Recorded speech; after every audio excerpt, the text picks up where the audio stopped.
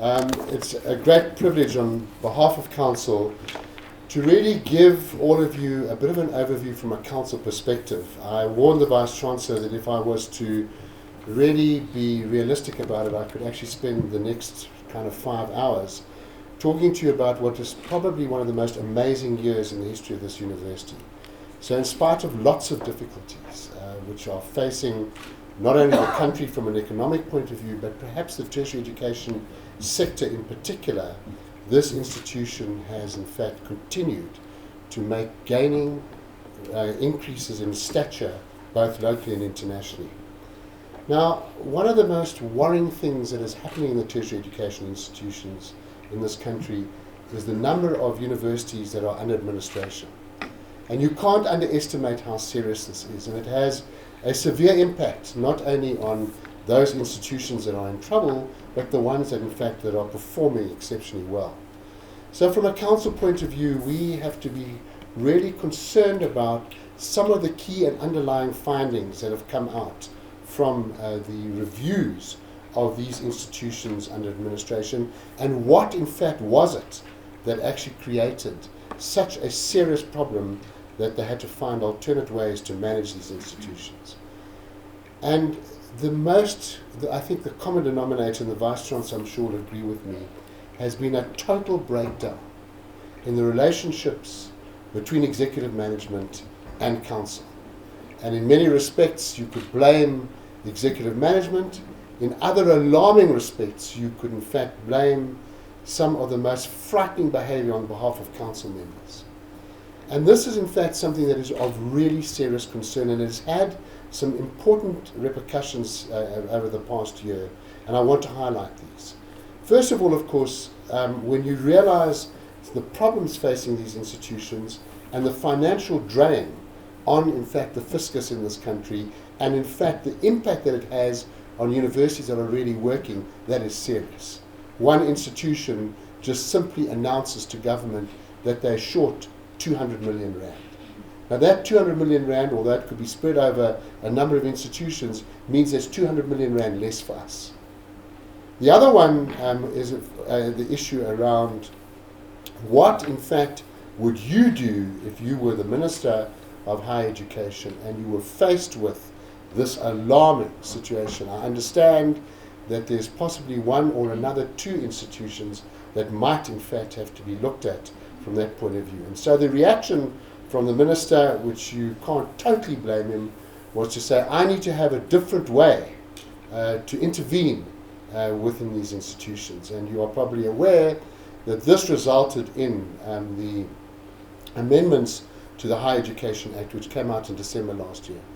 And this was, in fact, something that created grave concern for a number of us who were really worried about what the implications were of these amendments, and in particular, whether in fact such amendments actually have a major impact on autonomy of institutions.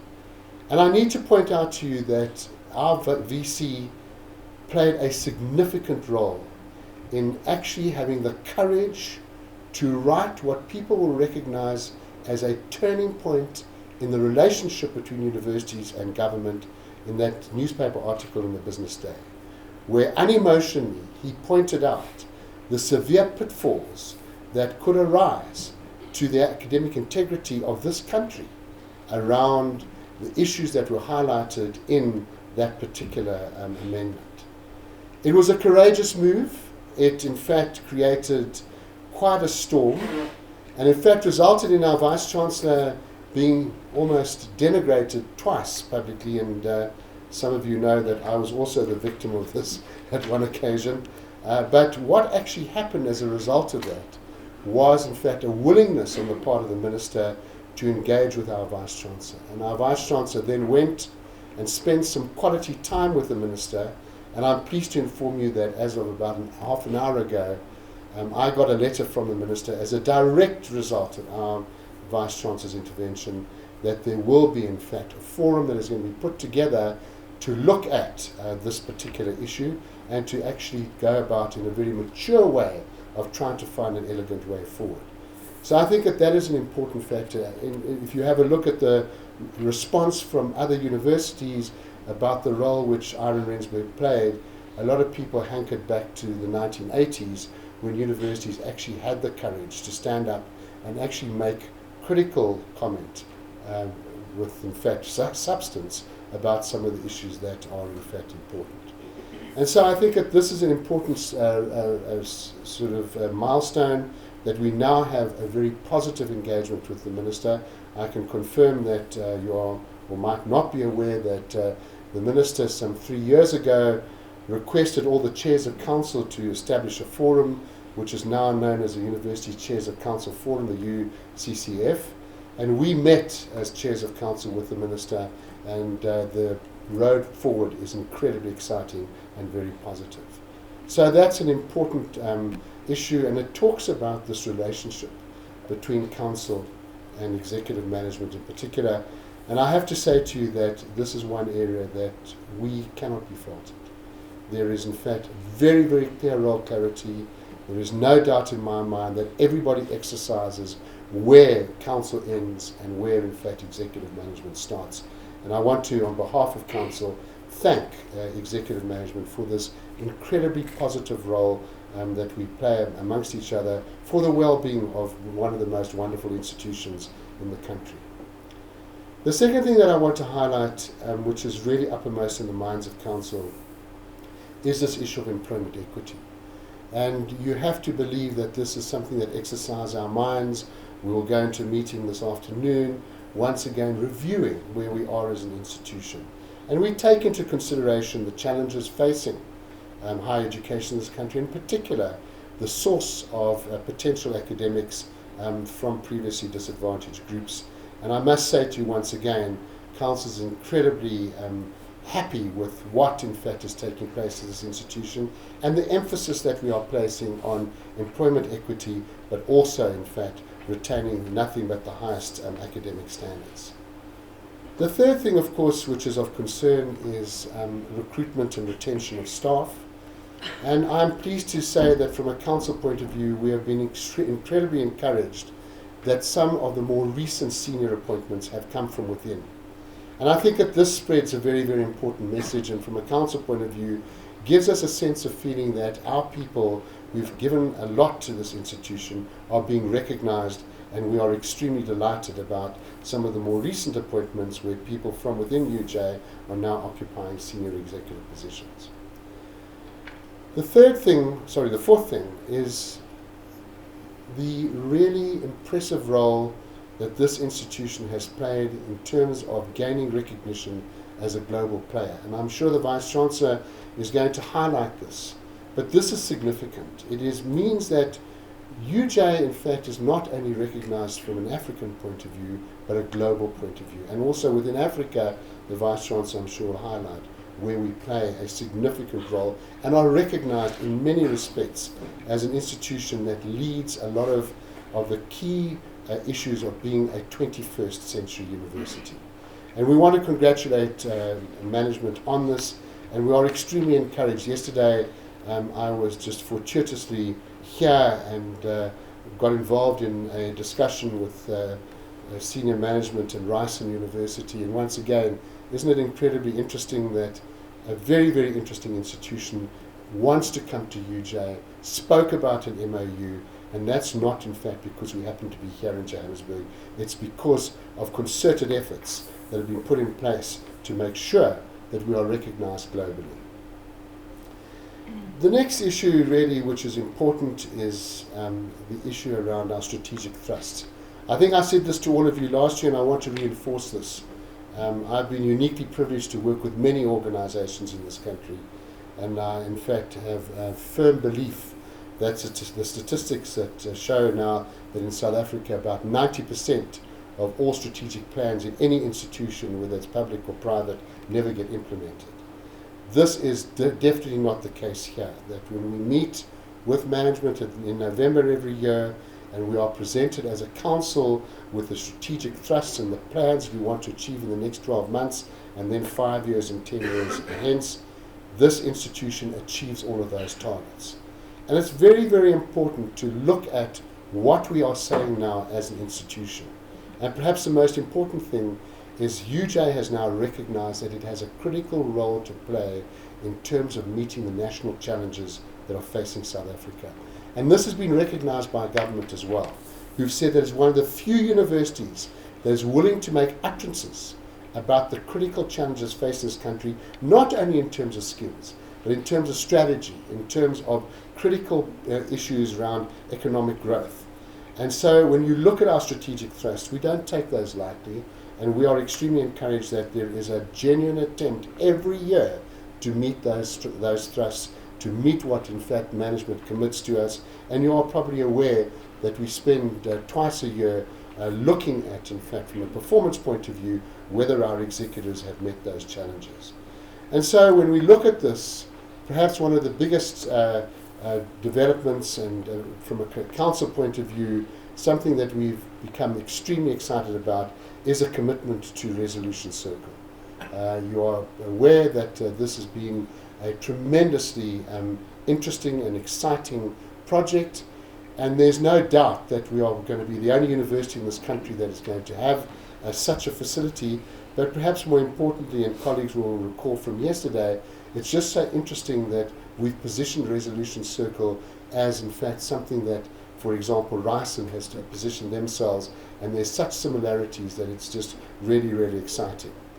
So I think those are the key issues that I want to highlight from a council point of view. And I wanted to also say in closing that this institution, when I compare it to my colleagues who are chairs of other councils, is also blessed with the most remarkable members of council, absolutely committed and dedicated people. So I want to also express my sincere appreciation and the Vice-Chancellor's sincere appreciation to our members of council who really give up of their time and are committed to the growth of this institution. That's where we are. As I said, I could spend a lot of time, but those are the key issues that I think, from a council point of view, has really been of importance when we review the last 12 months. And you'll get a lot more details from the Vice-Chancellor. Thank you to all of you for being here. In particular, I'd like to thank some of the external people who are not direct members of UJ for being with us and for the interest that they've shown in us. And from what we're looking now, 2013 is going to even be a better year. Thanks to all of you.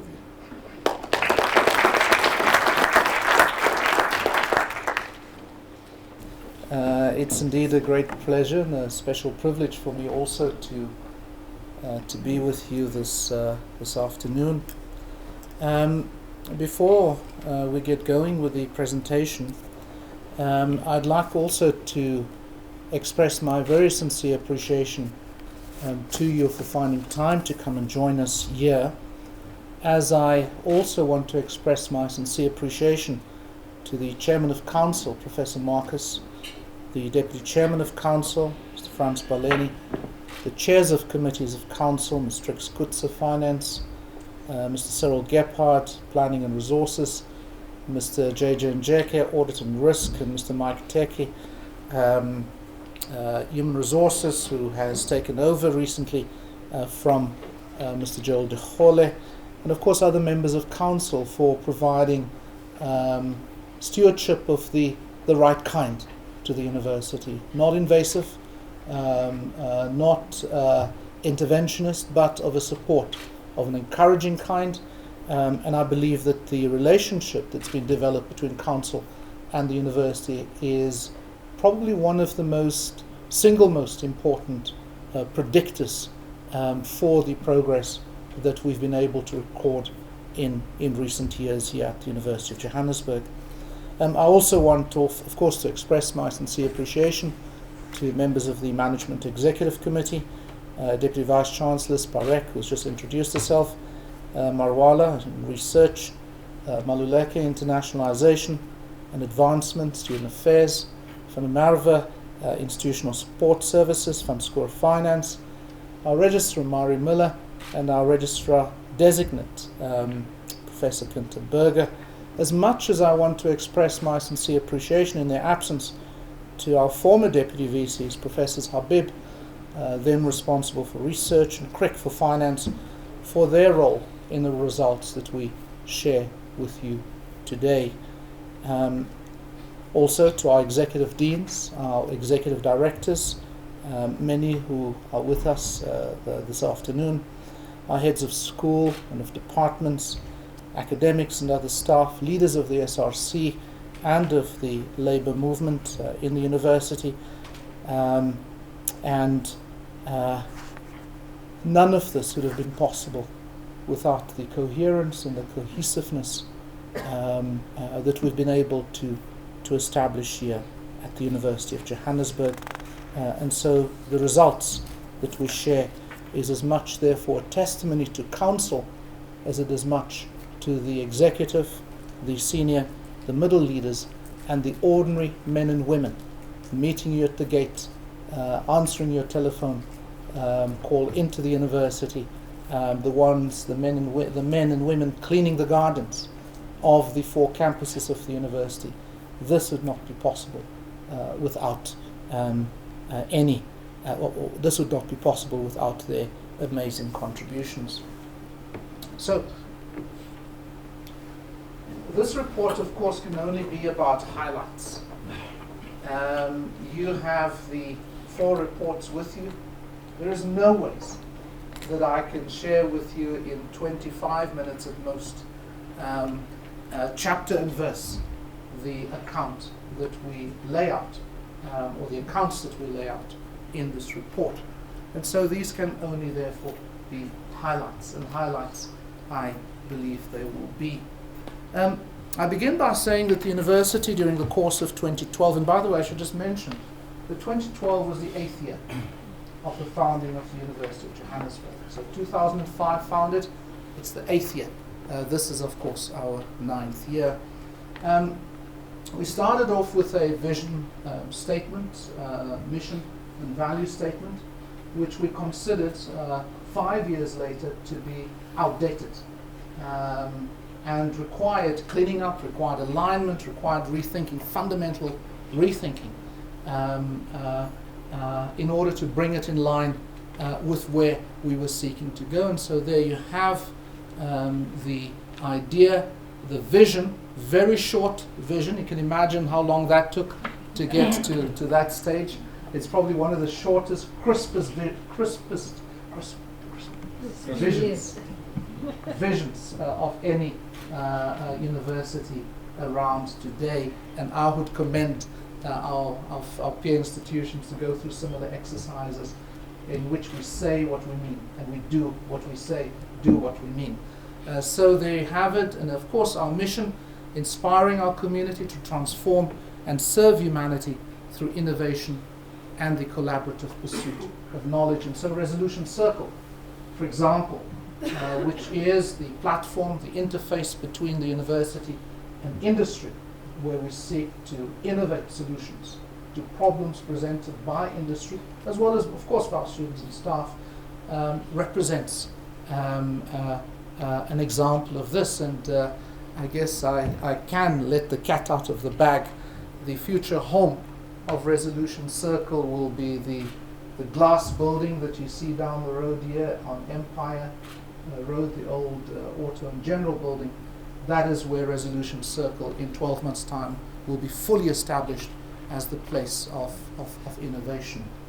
Our value statement up there also underwent, obviously, a revision. And I'm sure a quick glance at it will confirm or hopefully convince you that, in fact, this is a value statement that sits with the university. It is not a value statement of MTN. Yesterday, MTN released their results, right? So it's not a value statement of an MTN. It's a value statement, we believe, that meets the test of what it is to be a university. So imagination at the core of what a university is. Conversation at the core of what a university is. Founded on the notion, certainly in the academic enterprise component of the university, of collegiality. And then, of course, regeneration and an ethical foundation.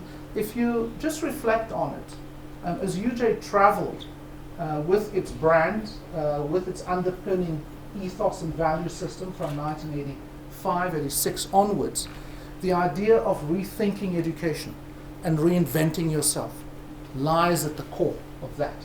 And so you can see the connection between reinventing and rethinking firmly embedded in those. I'm not going to go through the strategic thrust. These are available on page 6 of your report. In the table there, you will find also information on what Council considers to be the important key performance areas. There is a total of 8 key performance areas and 22 key performance indicators, which Council sets targets for in collaboration or in consultation with management, but obviously then tracks. So on page 6 you will find, if you're looking for one quick snapshot of the university, and keep in mind those 22 indicators can only be an extract of probably 100 indicators or so across the entire university. And so I'm not going to run through these. You will see them on page 6 of the report. So UJ continues to be an award-winning brand.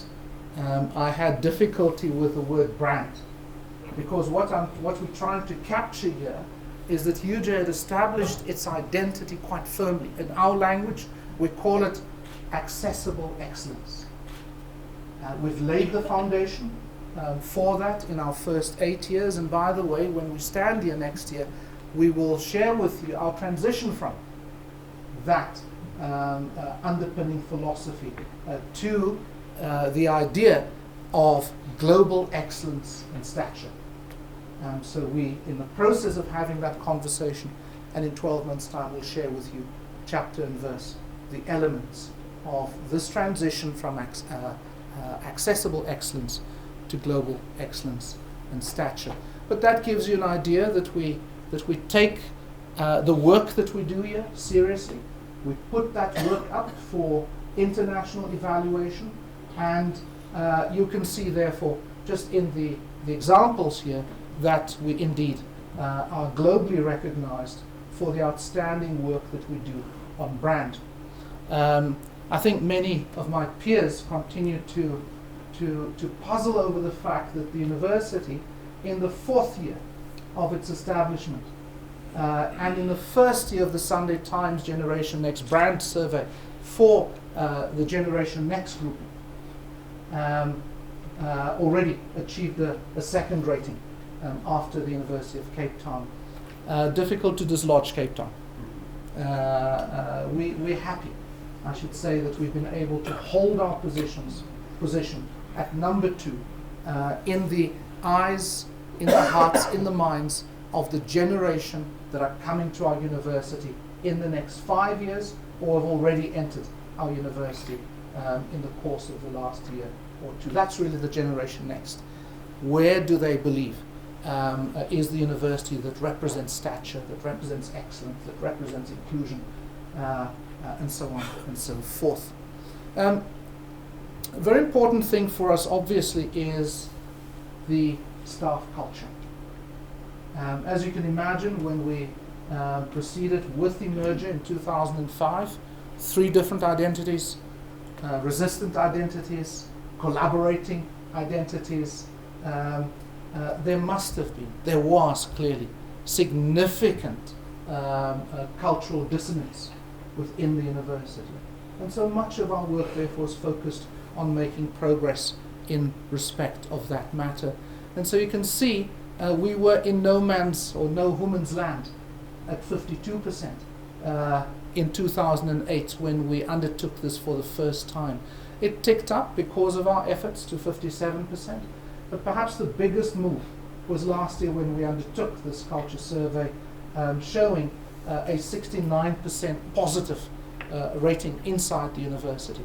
Of course, we focus on the 31% because we're keen, okay, 100% is a challenge, but we think 80% would be fantastic. But nonetheless, 69% for a university, I think many of us would take it, given that university is, in particular the academic community, is not about everybody thinking the same thing, agreeing on the same thing every day, every minute, all the time. So good progress because of our efforts there. I thought that it's important also to share with you UJ's sport ambitions before we come to the hardcore work of the university. The university is easily one of the top 3 in terms of the profile of its sporting activities, of the kind of students that it brings here and nurtures. And again, you can see the kind of contribution that we make. For example, 18 Olympians, 18 Olympians, 20 Paralympians, and 28 USA, that's the National University's student bodies colours. And of course, you can see also 31 national and 17 junior achievers or colour holders. Also in the arts and culture field, which the university is renowned for, we have made an important new appointment, and Mr. Johadin has clearly shaken things up a bit. I think that those of us who watch the offerings at the UJ Theatre, both here on this campus as well as in Konkawan at Bunting Road, will be aware that he's shaking things up a little bit. But importantly, UJ debuted at the Arts Festival. I've referred to the reopening of the theatre, and then we've increased our theatre productions to 13 during the course of last year. So let's get to the real business of the university.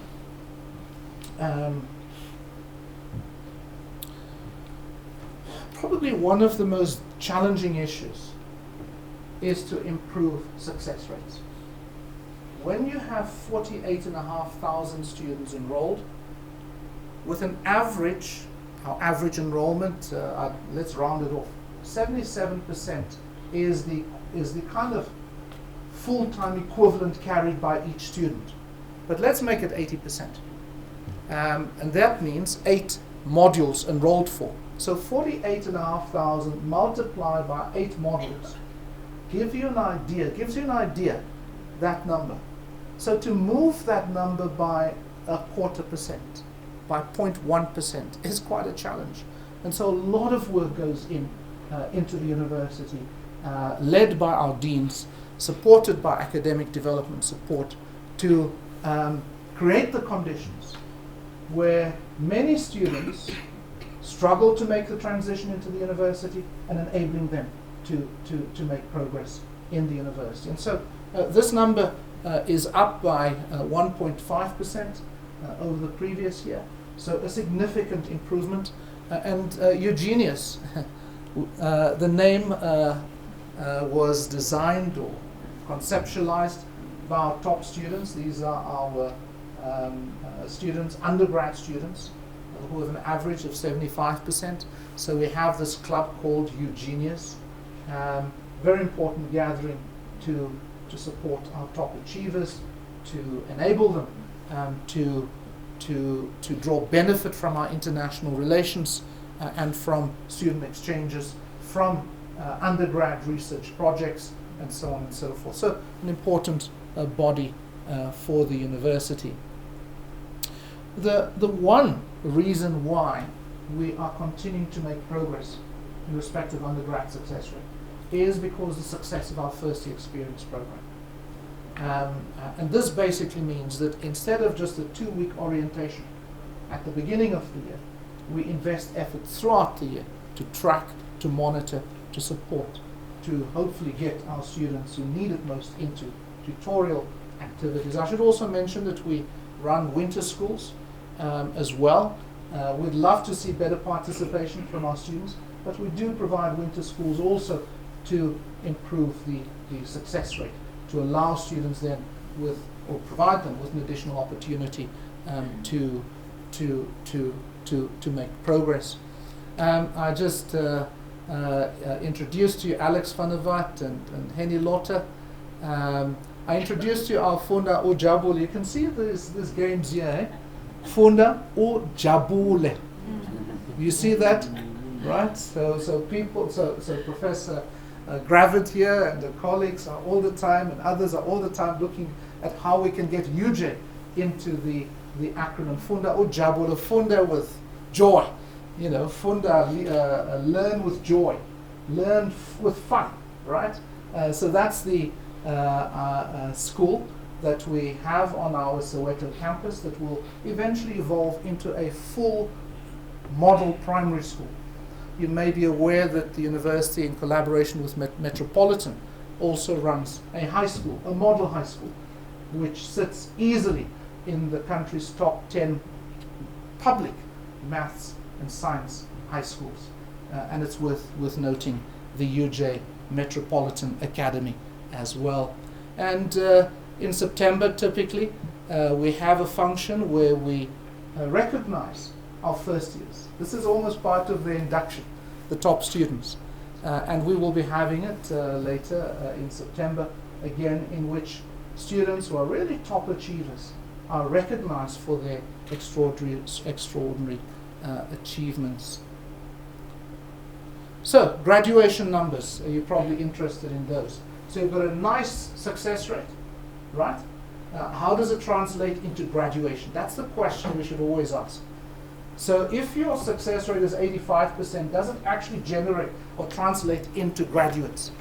The university has, if you add up those numbers, we graduated last year 11,407 students in total. We expected, based on our modeling exercises, to see that number come down from 11,227 in 2011. And the reason for that, in 2009 we had significant over-enrollment. And so we expected in 2011 our output, graduate output, to tick up significantly, which it did. But we expected it to fall back to 10,600, 10,700. But of course we didn't take account of the improvement in our success rates in that model. And therefore the surprise and very positive result, 9,230 undergrad students, technology and traditional university program, diploma, BTech, as well as degree programs in the university. Our honours output has reached the highest level. Our master's and doctoral output in particular has now reached the highest level. And we're on track to reach our 2020 target of 125 doctoral graduates, if I read the signs right. We're on track soon to reach that doctoral graduate output. So 10% doctoral enrollment, 10% ahead of target, and a 90% growth in graduates. So from that number, you can see it probably sat close to 68, right? Or thereabouts. You can see a significant improvement, again because of specific measures that the deans introduced in order to, I don't say fast track, but move students along. And in particular to move those out who have been in the system for far too long. And that work continues, of course, right now as we speak. The university is making significant investments in nurturing the next generation of academics, one that will be more inclusive, more diverse. And so the university invested or committed 25 million rands to nurturing a total of 40 masters and roughly 40 doctoral students. The doctoral students, the requirement is that they work for the university for 3 years.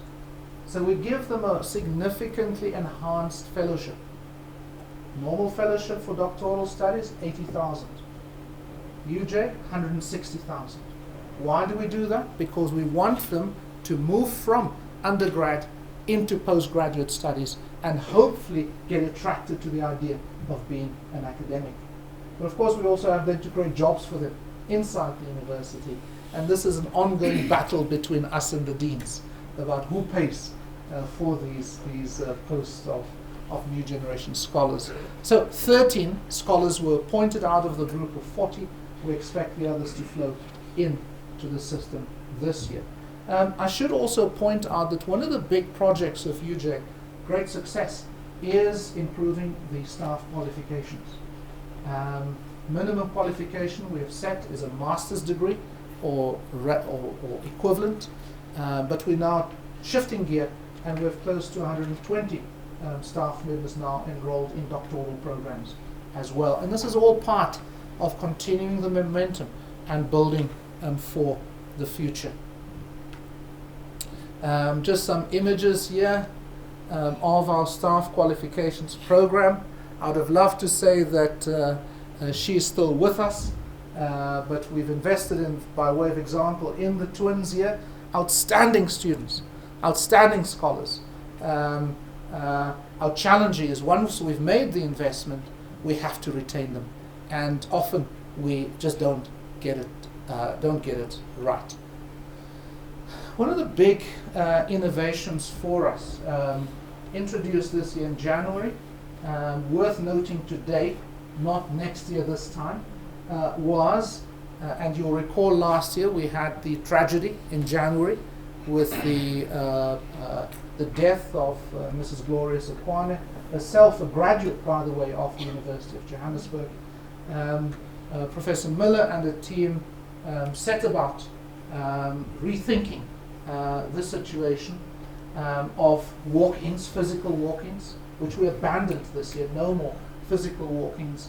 And then this Mobi site was developed to transition from physical walk-in to walk-in. Okay. Late application on your smartphone, late application on your laptop, late application at a cafe, late application via a telephone call. So I should have added here not only 35,000 hits on the website, but also, in addition to that, some 60-odd thousand phone calls to the call center handled through that Mobi site application. So if you didn't have a smartphone, if you didn't have a computer of your own, didn't have a Wi-Fi, didn't have a 3G card, and so on and so forth, you could phone in to the call center, and the operator would take you through that Mobi site and do an application on your behalf. So major innovation and fantastic accomplishment. On community engagement, active in all faculties, 95 projects that we make sure that these are real community engagement projects. They're sustained over a period of time. They're not once-off activities. But really the big thing for us is to drive our student volunteer program. 3,000 students participated in this volunteer program. This year our target is 5,000. What's the big idea here? We're asking each of these students to do at least 20 hours a year. It's not much.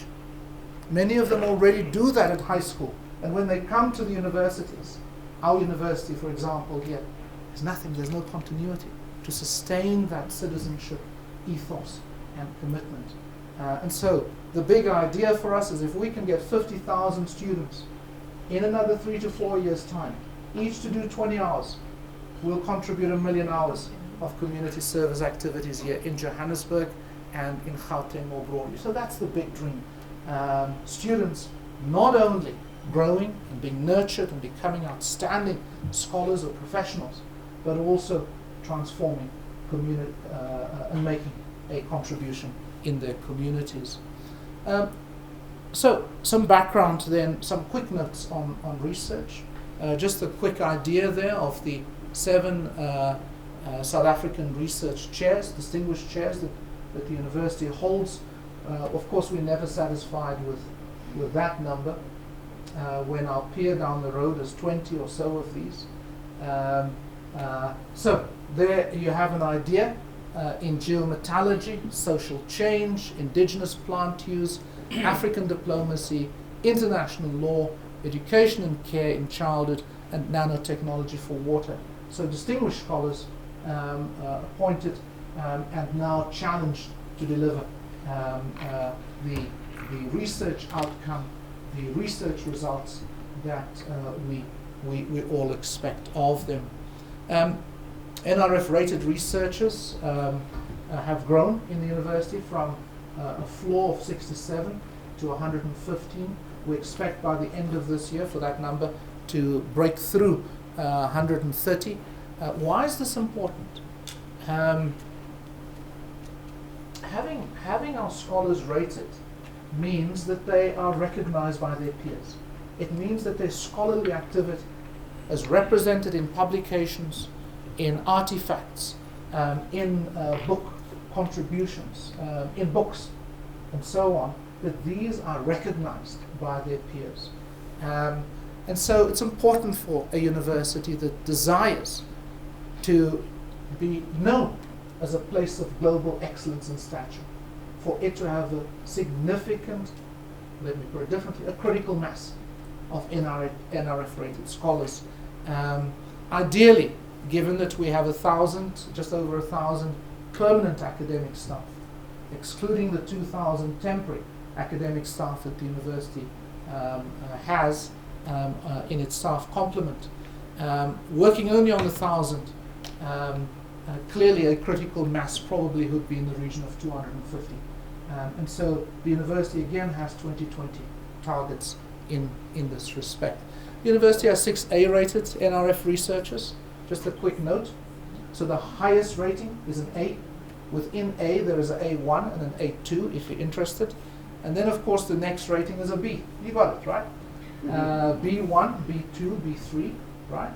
The next is C1, C2, C3.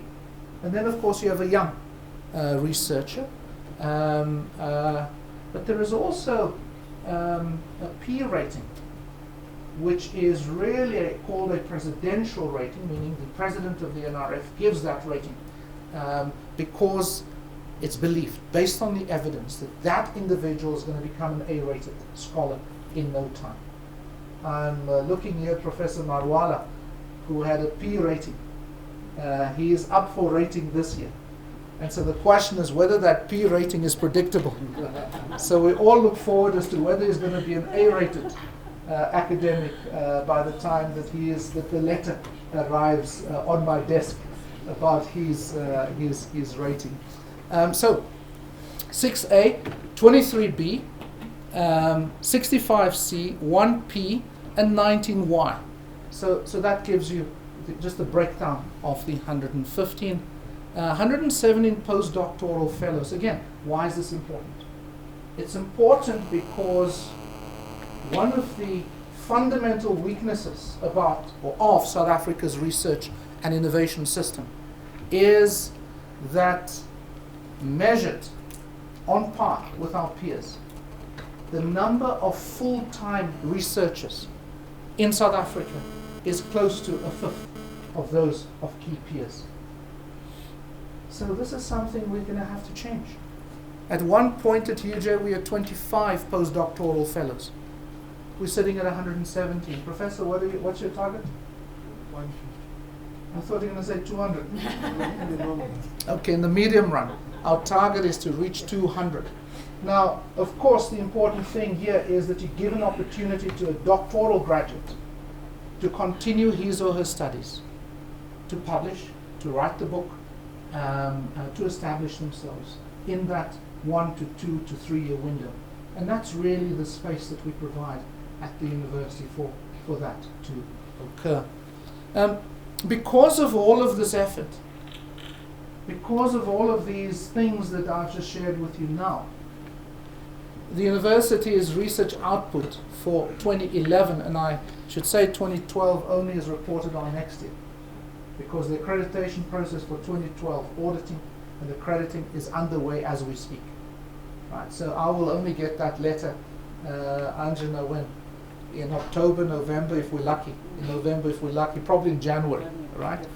That's for 2012. So just keep that in mind. This is why you see a 2011 number here. So you can see our 2011 research output is up 26% on the previous year, which is a significant improvement. The good news is that we are looking another 20% up. 2012, our expectation is another 20% up on this number. And overall, we have more than doubled our research output from 2005 again demonstrating extraordinary responsiveness in the university to the measures which we've put in place, the support we've put in place to our academics. 66% of the peer-reviewed articles on that research output list are now published in international journals. We still want to of course, push on beyond that number. Leading peers in South Africa, UCT, sit closer to 82%. And ideally, we would want to be in that kind of range as well. I just mentioned 6 new patents, 4 new commercial initiatives. Those are listed up there. These are reported on. 22 research centers in the university. Again, I just scanned through this, or ask you to scan, just to give you a feel as to the kind of research centers in the university.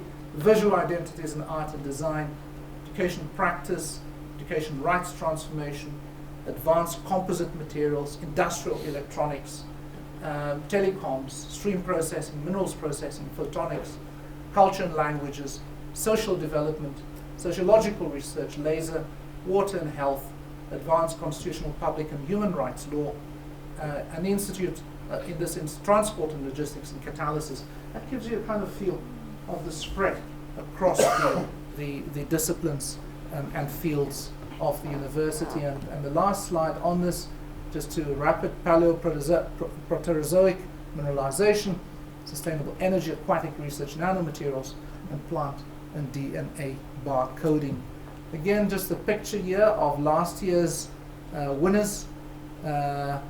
Professor Dark was the run-out for outstanding researcher in the field of catalysis in chemistry. Outstanding researcher, Professor Tadeusz Metz, philosophy, and then the most promising emerging researcher, Professor Fiona Tregena, in development economics. Just a quick snapshot. Just some final slides to conclude on internationalization.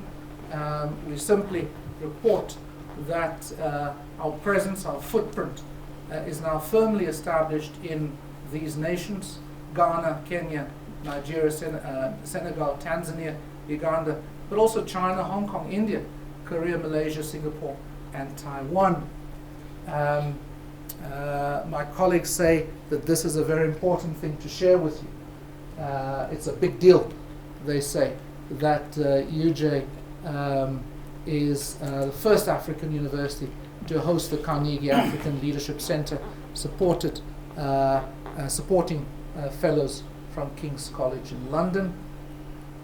Importantly, we also reached a landmark agreement last year with IDEP. The particular focus here is on working with IDEP initially in industrial policy, so training African leaders in business and industry, in government, as I say, and in outside of government, in industrial policy, given a desire to industrialize.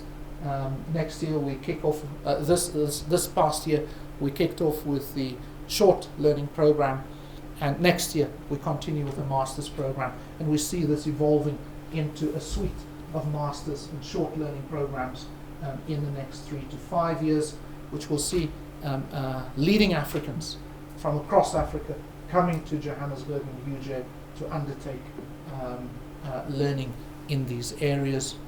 The university also, I'm told, is a big deal, became a member of the prestigious Council of Graduate Schools.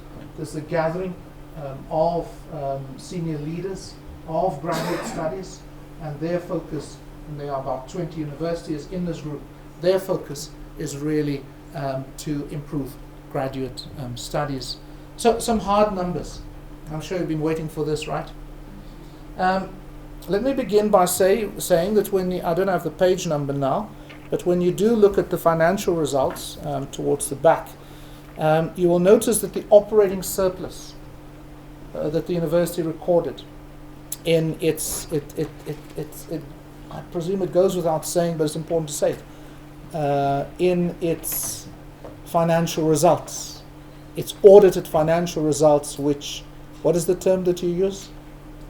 it has been found without fault, right? The auditors have given us a clean bill of health, unqualified audit for the 8th year running, right? And I should say that one of the things that we pride ourselves on is that our audit, in fact, we can have a stakeholder presentation on our audit of financials already by middle of April, because they are concluded typically between end of March and mid-April, again demonstrating that our systems and processes are really outstanding in the university. So an operating surplus of 145 million compared with the previous year of 34 million. And then a total surplus, and this is mainly because the markets did so well, a total surplus of 411 million against a total surplus the previous year of 208 million. So just to share with you just one slide, I promise you, only one slide, just to give you the trend line. If we look from 2005, as I said, the founding year, beginning with the council-controlled reserves. So these are reserves that the council can decide we're going to blow it, right? We're going to spend it on some exotic thing. We're going to buy X number of airplanes or helicopters, right? So it started in 05 at 331, and it has peaked at 996 million. Our previous DVC Finance said if he had 4 million in his pocket, he would just put it in there to make it 1 billion. So you can see even on the year-on-year growth from 753 to 996 is almost a 30% improvement in council-controlled reserves. And these are outside of, in fact, let's put it differently, commitments are accounted for. So our Doornfontein campus development project is already accounted for. Our development of a new residence on the Soweto campus coming up next year is already accounted for. Our development of 2 new large lecture halls on this campus to be opened in 1st of August, or let's say middle of July next year. That's also accounted. So it's not money that's sitting here or there. These are funds that the council has available for itself to invest, in particular to invest in the strategy on global excellence and stature. Then we have property, plant, and equipment. It's a bit of a, don't think of that number as a replacement value number. It's a book value, right? If I was just doing numbers the other day and saying, if the Doornfontein campus, for some reason or the other, massive fire, all goes down, hopefully during a break, a university break, God forbid, but if it goes down, to replace it is probably 3 billion. Right. So let's not confuse this number. This number is really just intended to show movement. And you will see movement here, and then some depreciation, but you see movement here, and that movement is really the investment in the Soweto campus. There will be again a slight uptick here now as we, as we bring into the balance sheet the capitalization of the Doornfontein campus investments, and of course here and a bit here and a bit at Soweto. But so that line is really just to reflect the appreciation of plant and equipment as a result of council's investments in the period under review. So here's the UJ Trust. This is not council controlled. As much as council would wish it's under its control, right? There is the UJ Trust. Started off at 355 million. You can see it's sitting now at 550. But I thought I'd share with you one other bit of information, and that is the UJ Trust makes donations to the university. That's its sole purpose. That's why it's created. Right? In this 8-year period, the trust made donations to the tune of 264 million. So I just made a calculation and said that trust should have sat at 814 million today, excluding any investment growth on the 250 odd million rands that it had donated. So just keep that in mind, that the growth line is not as aggressive as the other growth line, simply because of the investment. And in 2012, the trust donated 26 million rands. So just keep that in mind as well. And if you're interested again, so what's the formula that the trust uses for making donations to the university? The first principle is it must sustain itself, meaning it must continue to grow as a trust. So how do we determine that? We say inflation plus 2%. That is the floor. After that, we consider donations to the university. The agreement is that there's annually a minimum of 15 million donation that the trust would make. But the formula is, once the trust is appreciated by CPI plus 2%, then we in the game. I'm not going to go through this. It's on page 6, as I've indicated. So this is the scorecard that the council uses to evaluate us, and you can see it includes teaching effectiveness and enrollment management. We have moved mainly now to output measures, although we are still trying to drive there the input measure on honor, masters and PhD enrollment. I can just mention that, as a matter of interest, that this year's master and doctoral enrollment combined is about 3,100. And that's the number that I personally really look at. The honor is good because it's the pipeline into M&D, but the real number that I personally look at is the trend line in respect of those. Research output, you can see again the focus is principally output and where that output is. When we stand here next year this time, that will change, because we are shifting our focus slowly from quantity, volume, to quality and volume. How's that? Right? So we want to do both still before we eventually transition, when I'm long gone, to quality only. We also look at technology innovation, financial stability. Just a matter of interest, what does financial stability mean? It means operating surplus or loss. And the idea was that we would reach break even. We did far better than break even for the year under review, as I've indicated. And just the headlines again, we look at resources, generation, institutional efficiency, effectiveness, and so on. So energy management, waste management, clear targets are set for us, meaning we must reduce energy by 5%, meaning we must recycle waste by 6%. And we're talking of hundreds of tons of waste that are produced by the university. Its staff, its students, its business, and therefore we're making some progress in respect of these matters. I think that's it. Thank you very much.